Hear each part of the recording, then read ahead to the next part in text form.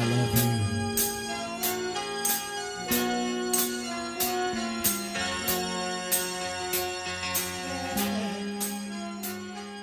Olá, sejam todos mais uma vez bem-vindos ao C-Pop, o podcast de cultura pop do Correio do Povo.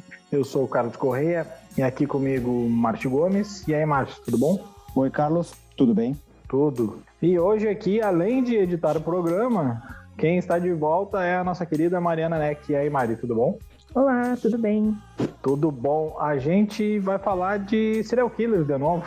A gente hoje vai fazer o programa a partir da série que tá um sucesso aí na Netflix, Dahmer, um canibal americano, sobre o canibal e o serial killer Jeffrey Dahmer, que acho que no título em inglês, até eles não falam tanto em canibal na Netflix do Brasil, pra fazer essa opção por pegar esse lado aí. Depois a gente discute isso aí um pouco. De antemão, eu já peço desculpas se o meu som hoje tiver, nesse episódio, tiver um pouquinho ruim, porque às vezes a gente faz o contrário, né? Eu tô de casa e o pessoal tá aqui na redação gravando. Hoje aconteceu o contrário, eu que tô aqui na redação. Então, se o meu som sair um pouquinho ruim, já de antemão peço desculpas. Vamos lá, né?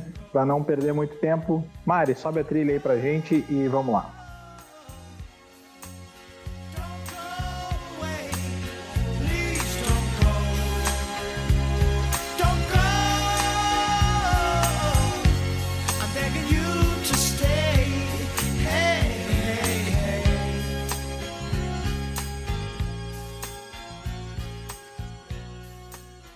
Bom, vamos lá então, né? Dahmer, um canibal americano, está disponível na Netflix desde a semana passada. São 10 episódios ali, não chega a 1 hora nenhum deles, eu acho, né? Acho que não, né? Tudo em volta ali de 50 minutos, pouco mais, pouco menos. É uma série criada pelo Ryan Murphy e pelo Ian Brennan. O Ryan Murphy já é... O próprio Ian Brennan também, né? Parece ser um parceiro... frequente do Ryan Murphy, mas acho que o mais famoso deles aí é o Ryan Murphy. Já tem uma série de séries conhecidas do público aí, talvez as mais conhecidas, assim, ultimamente sejam American Horror Story e o Glee, né? Mas ele também fez outras coisas aí, como o Pose, que é uma série bastante elogiada, Ratched, que é naquele universo do Estranho no Ninho, e lá atrás eu lembro que também tinha o Nip Tuck, que também era do senhor Ryan Murphy, também dirigiu o filme, né? Dirigiu aquela linda comédia romântica com a Julia Roberts, chamada Comer, Rezar e Amar, que o cara que faz o papel do brasileiro fala meio que um portunhol espanhol, mas enfim, a gente não tá aqui para falar do filme da Julia Roberts, a gente tá aqui para falar de serial killers. Como eu disse antes, né, essa série aborda o Jeffrey Dahmer, um serial killer preso em 91 nos Estados Unidos. Ele tinha por sua característica, além de assassinar suas vítimas, em alguns casos também comê-las, no sentido literal da coisa mesmo, né? Botar ali para ferver, fazer uma experimentação aqui, uma experimentação ali. Ele é vivido na série pelo Evan Peters, que também já é figurinha carimbada do Ryan Murphy, né?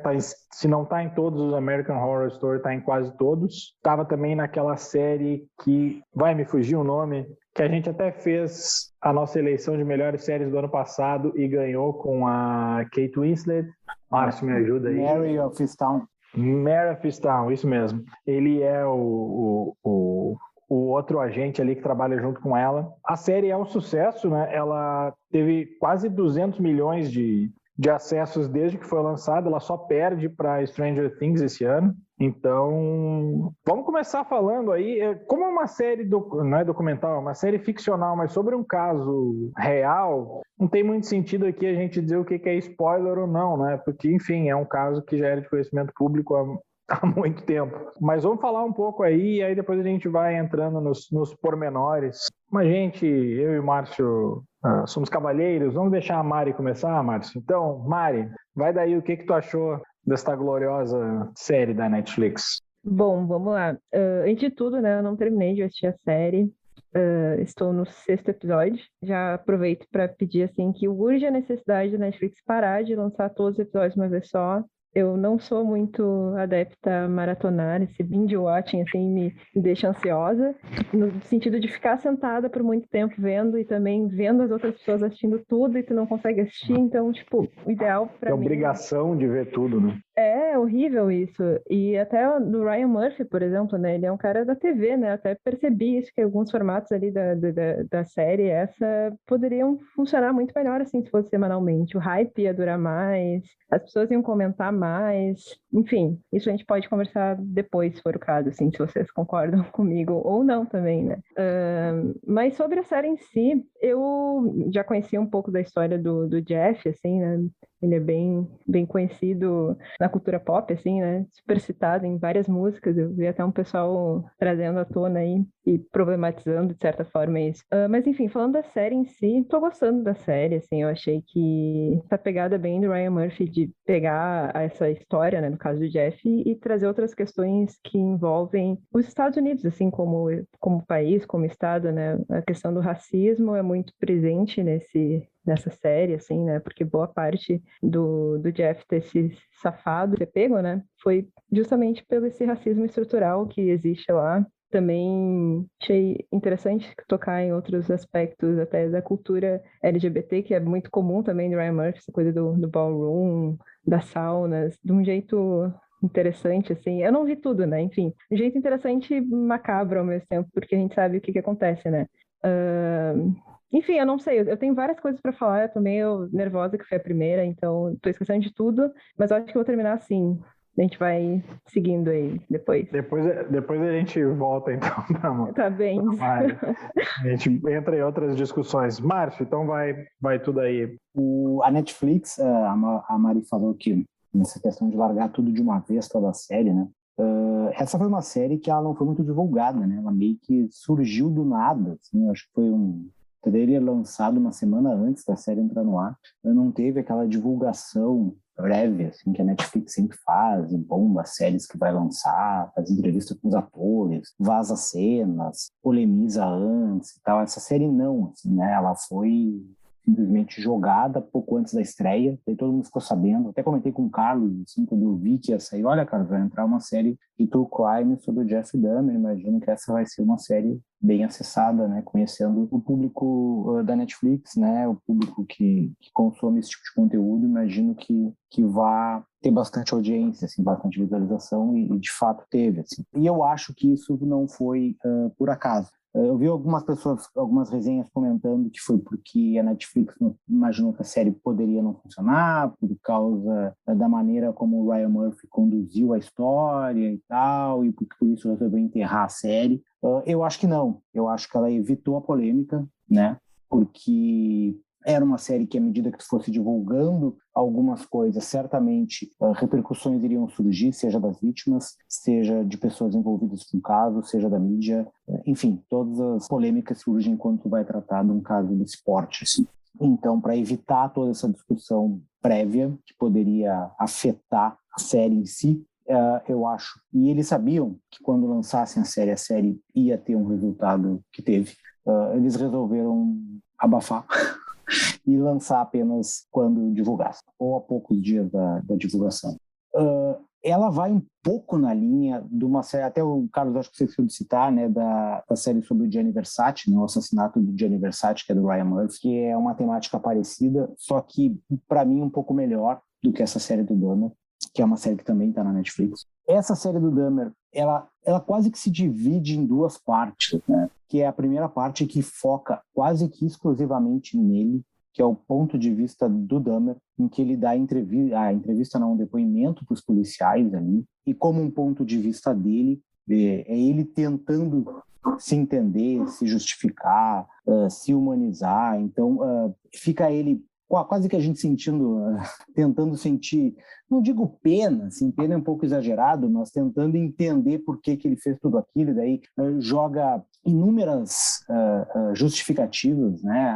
Porque os remédios que a mãe dele dava, porque era ele ter sido abandonado pelos pais, porque ele era um cara solitário, porque ele é um cara que fazia aquelas taxidermias com o pai, enfim, inúmeras razões em que tu podia ali juntar as peças e jogar a culpa de por que ele desenvolveu aquelas compulsões e tal. E essa é a parte meio cansativa da história, assim, que me parece mais, não digo sensacionalista, assim, mas que explora um pouco mais o caso e que dá um pouco de razão para as pessoas que dizem que esse tipo de conteúdo mais glorifica esses serial killers, que já são pessoas que atraem naturalmente a audiência, que acabam se tornando mais como a Maria citou um pouco ali, um fenômeno de cultura pop, e no final da série eles citam isso, quando um cara manda uma carta para ele na prisão, meio que comparando ele com Jason e o Fred Krueger. Então eles se identificam com esses personagens, assim, né? A gente meio que trata eles não como pessoas reais, assim, mas como monstros idealizados. Eles acabam fazendo parte da cultura popular como os monstros da literatura, do cinema, enfim, né? Não como pessoas que fizeram mal de verdade, né? Que deixaram vítimas. Então, essa primeira parte a coisa fica meio assim e muitas coisas se repetem, tanto que as vítimas quase não têm nomes, e em algum momento ele mesmo diz isso, né? Um dos policiais questiona ele dos nomes das vítimas, e ele diz, eu não sei, mais ou menos não sabia o nome e tal, os nomes não importavam para mim, alguma coisa. E o policial diz, não, mas essas vítimas têm nomes, são pessoas. E daí tu tem a segunda parte da série, aí que a série se torna um pouco mais interessante, ali a partir do 6º episódio, quando tu tem o episódio de uma das vítimas, que é a única vez na série em que uma das vítimas é apresentada de uma forma mais completa ali, né? Tem a vida, os sonhos, os desejos, a história de uma das vítimas, que ela não é apenas um nome e uma idade, né? Dá protagonismo para uma das pessoas que foi vítima do Dahmer. Depois, no 7º episódio, tem a questão do racismo, da vizinha. No 8º é o pai dele e a questão da culpa do pai em relação a ele. O 9º é um pouco mais cansativo, volta um pouco do rame-rame do começo da série, mas ainda faz a questão de como ele assombra as pessoas que ele impactou, mesmo da cadeia. Assim. E o 10º é mais ele tentando uma autoexpiação, uma redenção através da religião e tal, mas aí tem outros problemas nesse episódio que a gente pode lidar depois. Então é uma série que no final, na segunda parte, ela melhora, assim, mas eu acho que ela não consegue, para encerrar e não me alongar muito, assim, ela não consegue se redimir daquela primeira parte, daquelas primeiras 5 horas ali que são meio cansativas e meio... Ela não se traz como uma série impactante. Eu vi muita gente dizendo que é uma série pesada. Eu não achei uma série tão pesada. Ela não é explícita. A questão de ser explícito os crimes é ruim por um lado, porque tu pode escorregar para o sensacionalismo, mas quando tu esconde os crimes, tu também não mostra o mal que ele faz, né? Tu só sugere, daí quando tu sugere, as pessoas não veem tudo aquilo e apenas, né, tudo fica muito sugerido e ele fica mesmo realmente uma pessoa perdida, né, e que não sabia se encontrar, que nunca foi abraçada, nunca ninguém dormiu com ele, então por isso ele se perdeu em tudo aquilo. Enfim, fica muito confuso aquela primeira parte e eu acho que aquilo ali prejudica todo o tom da série. Mesmo que o final melhore, eu acho que não chega a salvar. Eu não sei. Eu gostei do primeiro episódio por achar ele tenso, porque não localiza ali em que tempo tá na cronologia dos crimes dele ali. Pelo menos para quem, eu sabia quem era o Jeffrey Dahmer. Eu lembro que na época do Silêncio dos Inocentes, quando saiu o filme, se fazia uma relação e tal. Acho que foi no mesmo ano, inclusive, né? Com canibalismo e tal. Mas coisa completamente diferente. Personagens ali, ele do Hannibal Lecter. Mas eu não sabia a ordem dos assassinatos, nem lembrava mais a quantidade de vítimas e tal. Então, para mim ali, eu não sabia se aquilo ali era meio que uma das primeiras vítimas, uma das últimas. Então, para mim, todo aquele primeiro episódio foi muito tenso. E algo que me marcou ali no começo, e eu acho que permanece o resto da série. Não sei se eu gosto, acho que sim, porque, enfim, acho que é bem feito e cumpre o propósito.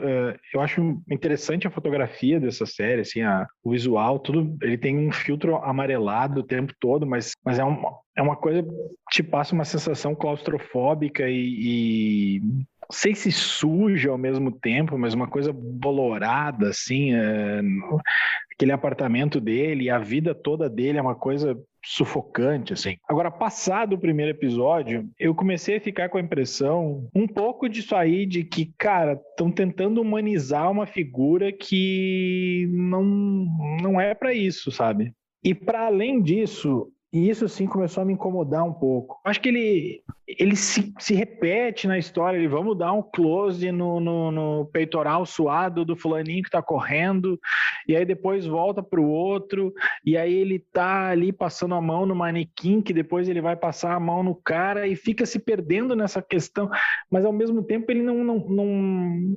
Tem uma hora que ele até fala com o psicólogo, né, que o cara diz que...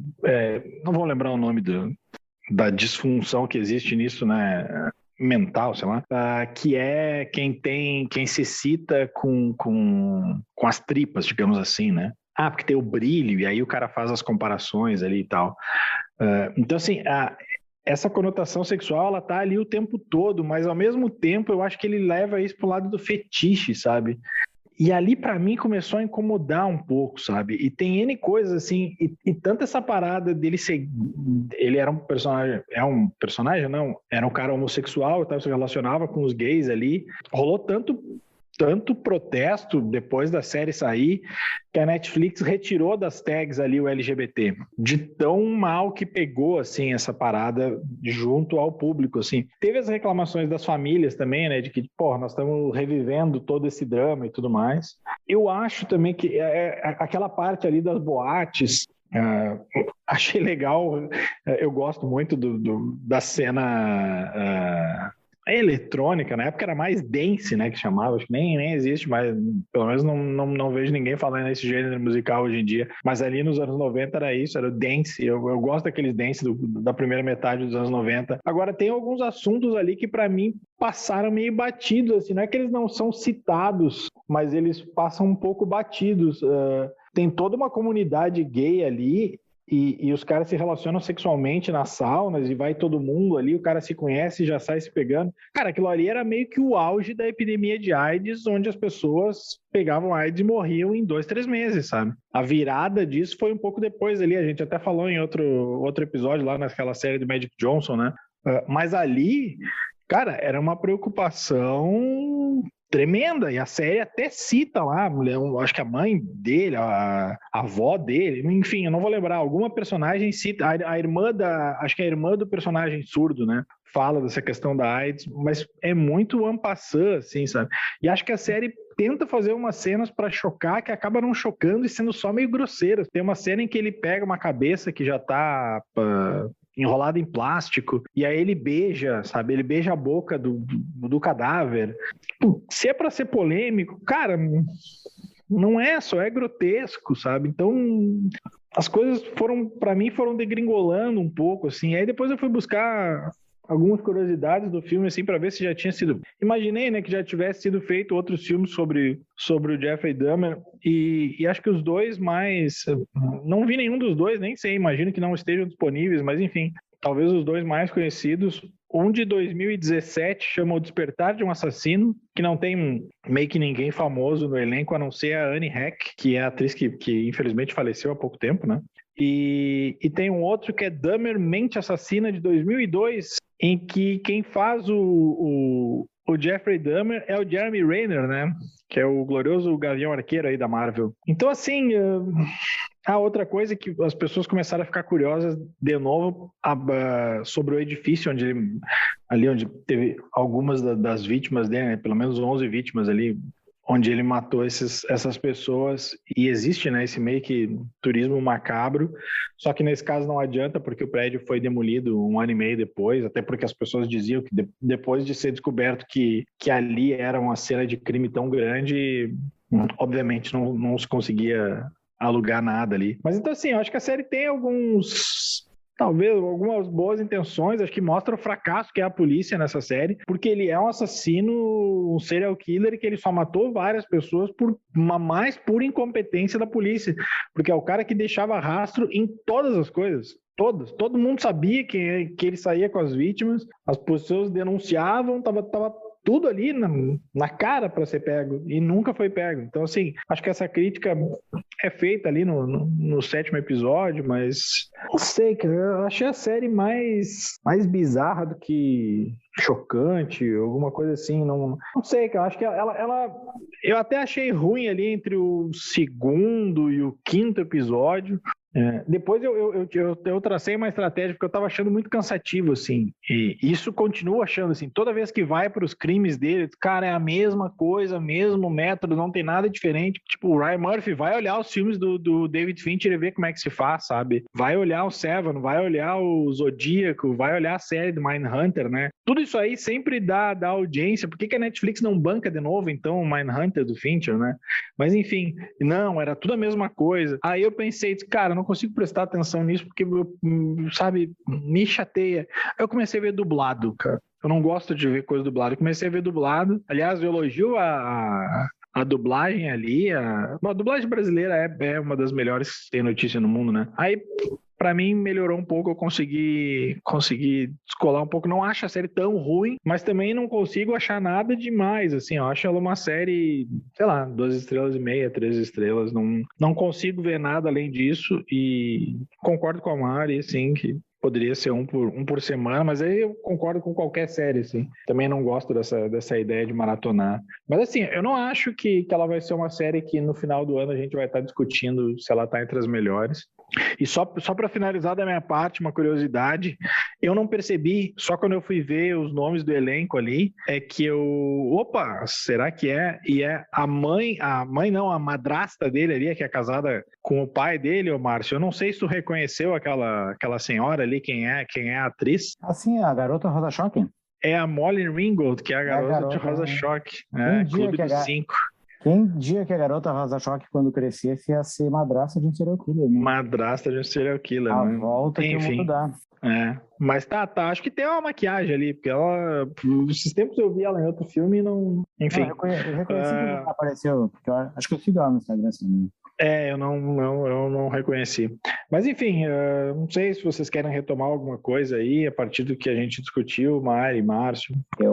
Assim, a questão dos crimes ali, eu acho que ele evitou entrar nessa questão mais hollywoodiana, por causa desse aspecto mais sensacionalista, assim. Eu acho que daí, tanto é que nenhum dos crimes, eu acho que eu citei isso na minha explanação inicial ali, nenhum dos crimes é mostrado, né? Com exceção do primeiro, eu acho que ele dá o primeiro assassinato ali, que ele mata o caroneiro ali, todos os outros ele simplesmente leva as pessoas e depois dá o corte. Eu nunca sei o quanto disso é opção ou é falta de verba para... Não, eu acho que é opção. Eu acho que foi uma opção de não mostrar, de só sugerir. Mas mesmo assim, eu acho que tem algumas escolhas de muito mau gosto ali em algumas cenas, assim, tá? Por exemplo, no episódio 6 ali, que é o episódio mais sensível ali, com uma sensibilidade um pouco maior que o episódio da vítima, e que para mim é o que mais mostra esse outro lado, assim, né? Amplia o escopo da série, tipo... Mostra toda a questão da vida do Tony ali, etc. E vai terminar, parece, com a mãe dele chorando no depoimento, se não me engano, para a polícia ali. Só que daí, depois do choro da mulher, em que seria, na minha opinião, a hora de encerrar o episódio, eles cortam e tá ele comendo o bife da vítima, assim, sabe? Então dá meio que um anticlímax, assim, para todo o episódio. Fora que nesse episódio que eles focam mais no personagem surdo, que é o personagem gay e tudo mais, todos os gays da série, eles só pensam em sexo, né? É toda uma comunidade quase que promíscua, mesmo o cara ali que ele procurava o amor, mas sabe, não sei, cara. Mas eu acho que ali ele não, assim, ele eu acho que não, tanto é que várias vezes ele recusa o sexo porque ele quer um compromisso mais sério, né? Eu acho que isso não, eu acho que ali tem essa diferenciação, assim. Mas eu acho que tem outras opções, assim, de que a gente pode falar mais pra frente, até do último episódio, eu não quero tratar agora, assim, que são equivocadas. Assim. Mas essas séries, elas têm o mais, independentemente de qual opção que o diretor faça, seja o Ryan Murphy ou qualquer outro, assim, elas dificilmente vão naufragar. Se tu fizer uma série sobre o Gacy, que é o cara que aparece no último episódio, e eu até agora não entendi por que botaram ele ali, vai funcionar também, né? Se fizer uma série sobre o Son of Sam, né, vai funcionar também. Se fizer uma série sobre qualquer um desses serial killers, se fizer uma antologia de todos os serial killers ali, as pessoas vão consumir tamanho, é o fascínio. Tá aí o Mindhunter, cara, por favor, uma terceira temporada de Mindhunter. Mas o Mindhunter é um pouco diferente, né? Porque daí é uma série sobre... Ele é bom. Investigações. Não é essa a questão, assim. É uma série sobre as investigações, não é sobre o serial killer. O que desperta a atenção das pessoas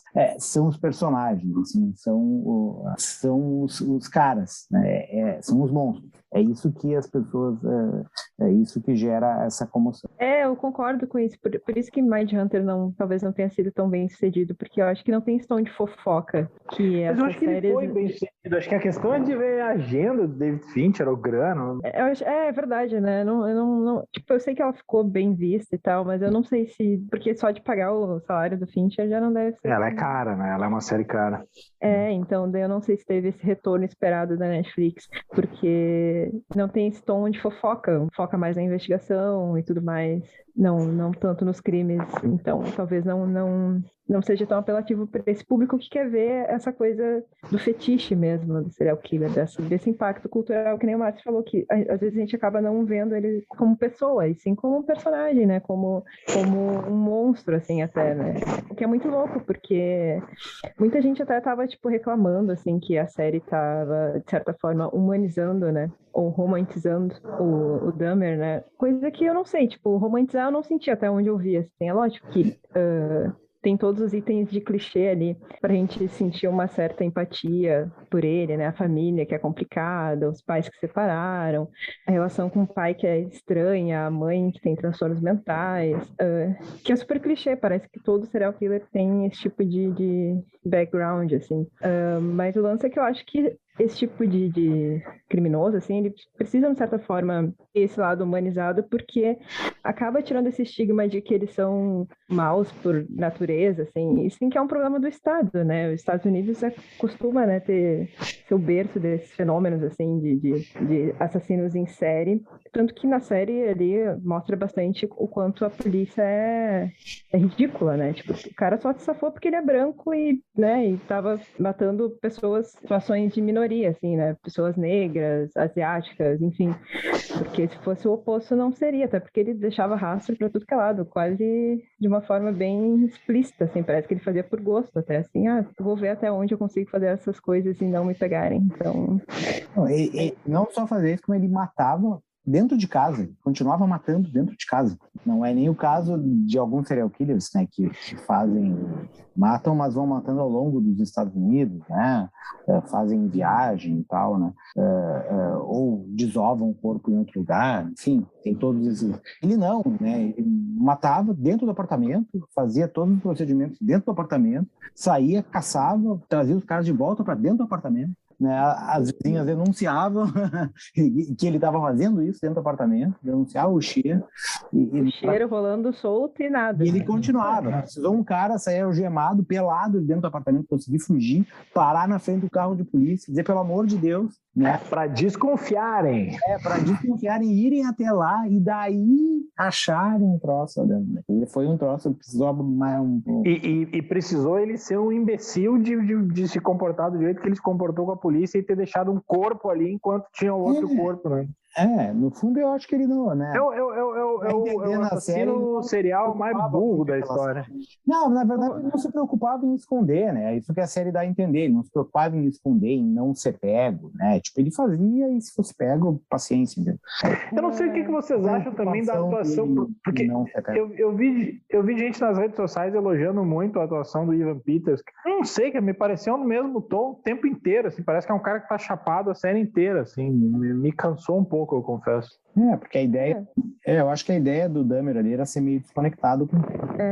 apático, assim, né? Totalmente... Que meio que transitava pelo mundo numa névoa, né? Num estopor alcoólico, assim, ia, né, vivendo nesse mundo à parte dele, que ele criou, assim.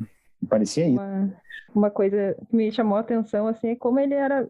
Né, na série ele é portado, assim, como uma pessoa muito comum, assim, uma coisa meio banal. Não sei se eu esperava, talvez, uma pessoa mais articulada, mais sedutora, não sei, colocando, sei lá, outros na prateleira, sei lá, o Ted Bundy, que era um cara bonito, mas não fisicamente carismático, sei lá, sedutor em todos os sentidos, e o Jeff Dahmer era, tipo, um cara comum, esquisitão, assim, eu acho que ele não conseguiria... Talvez a gente superestime a sociedade americana e ele é meio que um americano médio também, né? É um bom ponto. Aliás, né, só para não deixar passar, né, eu acho que no Brasil esse lado do canibalismo foi muito mais explorado do que lá fora, né? Lá me parecia que ele era um serial killer e o que importava mais era a morte das vítimas, não tanto... Eu não acho que a série... Eu acho que a série mostra Mas para mim tá longe de ser a coisa principal ali. Acho que é forçado o título em português. É uma ou outra cena, assim, é que eu acho que, como eu digo, eu acho que o Ryan Murphy meio que evitou essas coisas mais explícitas, assim, embora tenha esses cortes, assim, com perdão do trocadilho de mau gosto, assim. Tem esses cortes, assim, daquela cena do 6º episódio no final ali, tem no episódio, acho que é o 7 ali, que ele oferece o sanduíche para a vizinha ali, fica tentando convencer ela a comer o sanduíche. Aquela cena é tensa também. Então tem algumas, né, algumas coisas nesse sentido. A parte que ele bebe o sangue também, né, acho que não lembro em qual episódio que é essa, ou no 5º ou no 4º. Essa só é grotesca. Então tem esses elementos, assim, perdidos no meio da série, né, mas realmente não é o foco principal, assim, mostra mais como ele se desenvolve, assim. Na verdade, eu acho que para encerrar ali, acho que é mais a questão do último episódio, em que ele tenta se redimir na prisão, daí dando os spoilers para Mari aí, que não viu o último episódio, em que ele tenta fazer essa redenção, assim, abraçando a religião e tal, ali, até daí usando, como eu falei, o Gacy como um ponto de partida, e daí fica meio estranho, assim, porque parece que eles dão mais espaço pro Gacy na série, muito das vítimas. E daí tem a cena final do Dahmer ali, em que ele é, daí o spoiler do spoiler, mas em que ele é morto na prisão, assim, em que antes do assassinato na prisão tem uma discussão teológica que é muito sem sentido, assim, muito completamente fora do propósito, quebra todo o ritmo da série, assim, o cara vai matar ele, parece que dá o discurso de Samuel Jackson no Pulp Fiction, assim. Então, tipo, tem algumas coisas que ficam meio fora da curva nessa série, assim, e que por isso tu acaba não levando muito a sério muitas das coisas, né? Embora ela funcione em determinados momentos, tem coisas que são, né? Tem alguns diálogos ali. Os diálogos são muito fracos. Sabe, não tem essa cena da prisão, assim, o cara vai matar ele e fica 2 horas dizendo eu sou a vingança, eu sou o Deus da vingança. Eu acho o roteiro no geral fraco, mas especialmente os diálogos. Mas de qualquer forma, no final a série ainda dá um fechamento em relação a essa história toda de tentar buscar uma justificativa de por que ele se tornou um serial killer e tal. O Brian Murphy, o cara que escreveu a série, não sei se foi ele mesmo, foi o roteirista, consegue dar um fechamento para isso tudo, para todas essas alternativas que foram lançadas, especialmente na primeira metade. E acho que até um fechamento meio que satisfatório, assim, teve uma história com o cérebro dele ali, que depois que ele morre, o cérebro fica, e daí o pai e a mãe entram numa disputa sobre o que vão fazer com aquele cérebro ali. E naquele fechamento ali, eu acho que funciona, entendeu? Mas, de qualquer forma, ainda... acho que é uma série que ficou pelo caminho, assim, eu acho que foi uma oportunidade desperdiçada, eu acho que poderia ter sido feito algo bem melhor, mas eu confesso que eu não esperava nada muito além disso de uma série de true crime da Netflix. Ela ficou dentro da média de outras coisas que a gente já viu ali, né, como a série do Hotel, aquela que eu até me esqueci o nome agora, como as outras séries. Hotel Cecil. Do Cecil Hotel.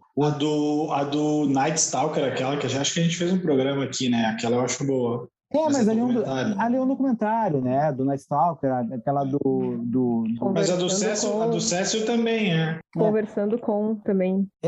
Vai ter um... Que é documentário, né? E vai ter um conversando com o Dahmer agora também, né? Eles vão fazer uma do Dahmer. Já teve do Dead Bundy, teve do Gacy, vai ter do Dahmer agora. E tem uma outra também que saiu junto com o Night Stalker, que agora eu me fugi, que é daquele serial killer lá também, que é muito boa. Mas daí é documentário, né? Um pouco diferente. Mas essas coisas de true crime, todas elas funcionam, né? Daí é o podcast da Casa Abandonada, que foi um grande sucesso há pouco tempo atrás, agora ninguém fala nem do podcast, nem das questões de escravidão que o podcast levantou, né? O meio que vai abaixo. A própria... É que daí não era um crime, né? Não era serial killer. Mas tá aí o sucesso do documentário da Daniela Pérez, né? Exatamente. Mas é um documentário que também buscou ir além da questão do crime, né? Que foi humanizar a vítima. E ali teve a opção que foi o que a Daniela Pérez falava, né? Que a Glória Pérez dizia, mostrar o corpo da Daniela Pérez, justamente que era para mostrar o quão grotesco foi, o quão violento foi, e para mostrar que existe um crime ali, uma pessoa que perdeu a vida, etc. e tal, né? Pois é uma opção que não foi feita, talvez porque, né, eu acho que acaba tirando um pouco do impacto e acaba ajudando a transformar o Dahmer nesse vilão de história em quadrinhos, assim, transforma o Dahmer num Thanos. Acho que é mais um álbum de figurinha transforma em figurinha pop, que nem a Mari falou. E daí o que é complicado, assim, porque daí a série não ajuda a desmistificar isso, né? Ela acaba, mesmo fazendo opções para não glorificar o personagem, eu acho que até porque faz isso, ela acaba reforçando alguns desses elementos ao tratar a história dessa forma. Até porque nas cenas ali de sexo, ele é um cara forte, sabe? O corpo sarado e tal, sabe? Pode ser uma bizarrice, mas, cara, o que tem de serial killer que recebe pedido de casamento e o caramba 4 na cadeia. Recebeu, a série mostra que ele recebia também. Então, assim, essa série ainda reforça, assim, um caráter, sei lá, meio, vou dizer sex symbol, né? Porque é um exagero. Mas, não sei, eu acho que tem um viés meio distorcido. Mas, enfim, estamos nos alongando. Quer completar com mais alguma coisa? Márcio, Mari, ou vamos para as dicas? Ninguém se manifestou. Mari, então, suba a trilha e vamos para as dicas.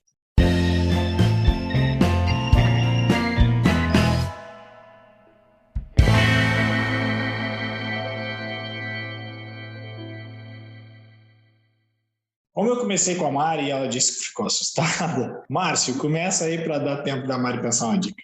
Eu vou primeiro com umas dicas musicais aí. No fim de semana passado, nós estamos gravando aqui na quarta-feira, dia 28, no fim de semana morreu um dos últimos grandes jazzistas que ainda estava entre nós, aí acho que permanece o Sonny Rollins, eu acho, e o Wayne Shorter, Herbie Hancock ainda está aí, mas morreu o Pharoah Sanders, cara que tocou com Coltrane e outros tantos. Então eu vou dar uma dica de alguns discos dele, para quem quiser conhecer o trabalho, um cara extremamente influente. Um dos discos do Tawhid, que é um disco de 67, se não me engano, acho que é o segundo disco dele, mas é o primeiro pela Impulse. É um disco muito bom, que mostra, tem uns elementos que até pode-se pensar que tem influenciado alguma coisa de protopunk, punk dos final dos anos 60, ali, Studios, MC5, etc. Começa com uma guitarra do Sonny Shamrock, se não me engano, cara que depois tocou com Miles Davis também. Tem um outro disco que daí é o terceiro dele, se eu não me engano, que é o Karma, que é um disco, daí é um pouco mais espiritual, assim, daí é uma vibe mais a la Coltrane, e um pouco mais, não vou dizer viajandão, não chega a ser isso, mas é um disco um pouco mais diferente. A primeira música, só para ter uma ideia, tem mais de 30 minutos, mas mesmo assim é um disco muito bom. E daí a dica do último disco dele, que ele gravou com Floating Points, que é um cara de música eletrônica, foi gravado em 2019, eu acho, lançado em 2021. E daí uma junção dos dois aí, que é um som interessante, que é gravado junto com a Orquestra Filarmônica de Londres, se eu não me engano. Além disso, saiu um disco também na mesma vibe de jazz, uma das minhas bandas preferidas, aí, que é o The Comet Scanning, lançou semana passada. Também é um disco que bebe na mesma fonte, mas vai para um lado diferente aí, de space jazz, influenciado por Sam Ra e tal, mas tem uma vibe mais dançante, mais quase rave, mas com uma forte influência de jazz. E, Carlos, finalmente eu vou dar a última dica aí, finalmente eu vou dar a dica de ensaio da HBO Max, embora tu não concorde, uma série em... Não, eu já fui e voltei nessa série, não tenho opinião formada, não acabei ainda, mas acho que ainda não tenho opinião formada. Que é uma série em 6 episódios, acho que de meia hora cada um, né? Se eu não me engano. Depende, acho que o primeiro é maior, né? O primeiro tem uns 40 e poucos, né? De um cara que ele faz ensaios de situações para pessoas que o procuram, né? Então, tu vai, sei lá, no primeiro episódio, um cara quer contar, admitir uma situação para uma amiga, revelar que ele mentiu sobre o fato de ter feito faculdade para amiga. Então, ele vai lá e resolve ensaiar diversas situações em que ele poderia contar essa história para a amiga dele. Daí recria o cenário do bar em que o cara vai estar, recria inúmeras situações em que essa história podia acontecer, que podia dar errado, momento que alguém podia ir lá entregar uma cerveja, apresentar uma pizza, enfim. Então, toda a história é montada em ele recriar essas situações. Assim. Então, começa com esse cara, depois uma mulher que quer ter um bebê, então ele resolve recriar situações em que a criança teria 3 anos seria um bebê, 3 anos, 6 anos, 9 anos, enfim. Essa parte do bebê é chata, cara, chata. Então, a série parece meio maluca, mas ela começa a se tornar meta, porque daqui a pouco ele, não satisfeito em recriar essas situações, ele começa a recriar situações das situações, porque ele quer se colocar no lugar das pessoas em que ele está ajudando. Então ele começa... Cara que vai trabalhar fazendo media training, sabe? Porra.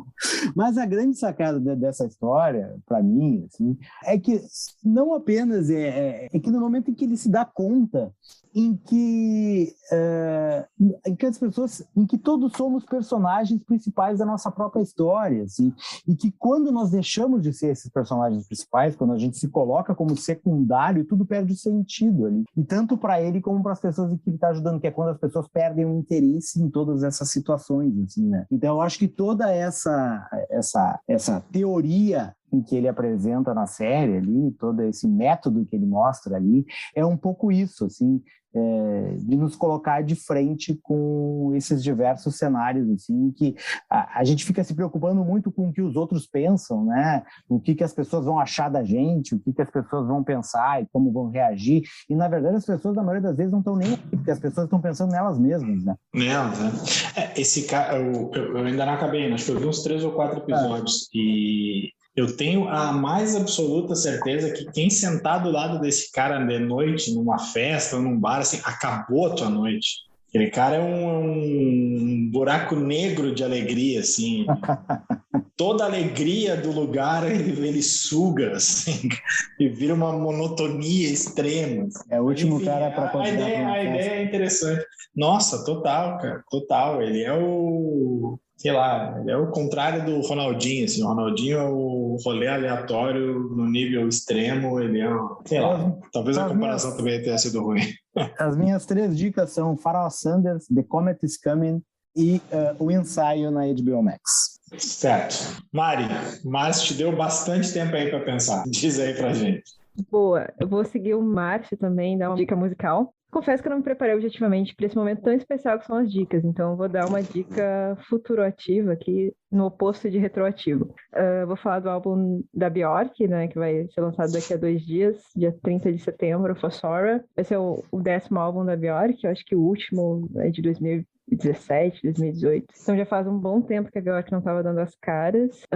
Esse álbum que tá para ser lançado já tem 3 singles disponíveis com clipes, experiências visuais, assim, que a Björk está sempre entregando, assim, em especial desses 3 já lançados, eu destacaria o primeiro, Atopos, é o nome da música, que é uma abertura, assim, para essa nova era que ela tá, né, inventando, tá prometendo um universo de fungos, cogumelos e plantas, essas inspirações da Björk, assim, que ela mesma disse em entrevistas que eu tava vendo esses dias até, que fatores biológicos da terra, do solo, da natureza são simbologias, assim, que estão compondo o conceito desse álbum. E esse álbum também é mais um desses que estão sendo produzidos, assim, lançados ou responsivos, não sei, de certa forma, a pandemia, né, que né, enfim, teve, e no caso da Björk, ela voltou para a Islândia, quarentenou lá, então ela teve se ela não estava na Islândia, quem estava na Islândia, né? Boa pergunta, só o Sigur Rós. Fica a pergunta aí, né? Acho que só o Sigur Rós. Eu ia falar que o Sigur Rós ia estar lá. Os únicos, é a única população islandesa. Se a seleção da Islândia tá jogando amistoso fora, não tem ninguém em casa. Eu acho que o Sigur Rós, só eles e, sei lá, e fungos e plantas e tal. Agora, até falando disso, eu lembrei também que a Björk fez uma série de podcasts que contam a história de cada disco dela. Tipo, é um mergulho profundo dela mesma, falando sobre os processos criativos de cada um desses álbuns. Assim, é uma operação interna dela. Tipo, ela conversa com outras pessoas que, de alguma forma, estavam presentes ali, né, naquele momento de produção. Então rola uma troca interessante, assim. Os episódios não são muito longos, eu acho que é 40 minutos cada um. E fica essa dica, então, assim, para quem não... Tipo, não só para quem gosta da Björk ou para quem é fã dela, mas também para quem curte processo criativo de modo geral, assim, porque é bem, bem interessante, assim. Musicalidade por si só, porque um dos convidados desse podcast é um musicólogo, então tem todo um ponto de vista científico da música e tal. É uma piração, porque afinal é a Björk, né? Então não tem como esperar coisas muito diferentes de piração eterna. Mas, assim, eu acho que vale a pena pelo menos ouvir um, assim, para ver se é a vibe ou não. Então, essas são minhas dicas. O podcast chama Sonic Symbolism. São 10 episódios, já, né? Todos disponíveis. E o álbum que vai ser lançado daqui a 2 dias, que é o Phosphorus. Se for ruim, me xinguem, mas eu acho que não. E é isso. Minhas dicas são essas. Os clipes da Bjork são muito bons, cara. É sempre uma viagem. Assim, a melhor coisa é tu escutar no maior som, na maior TV, assim, Faça com a luz isso. apagada, cara. Vamos lá. Se o cara lá do ensaio acaba com a tua noite, tu sentado numa mesa... É que eu não consigo imaginar a Bjork numa mesa de um bar, né? Mas tu sentado lá da Bjork é o popular, qualquer coisa pode acontecer, né? Pode ter a noite mais chata da história ou pode ter a noite mais maluca da história. Assim. Mas, enfim, a minha dica vai ser bem mais óbvia e boba do que a de vocês, bem menos criativa. FIFA. Novo FIFA já saiu e o jogo é a mesma coisa de sempre, mas tem uma novidade que eu acho bacana e para quem escuta aqui esse programa, a gente não passa muito tempo sem falar disso. Ted Lasso. O novo FIFA agora tem disponível o AFC Richmond, que é o time do Ted Lasso. Então dá para jogar já com o time. O Ted Lasso está no jogo.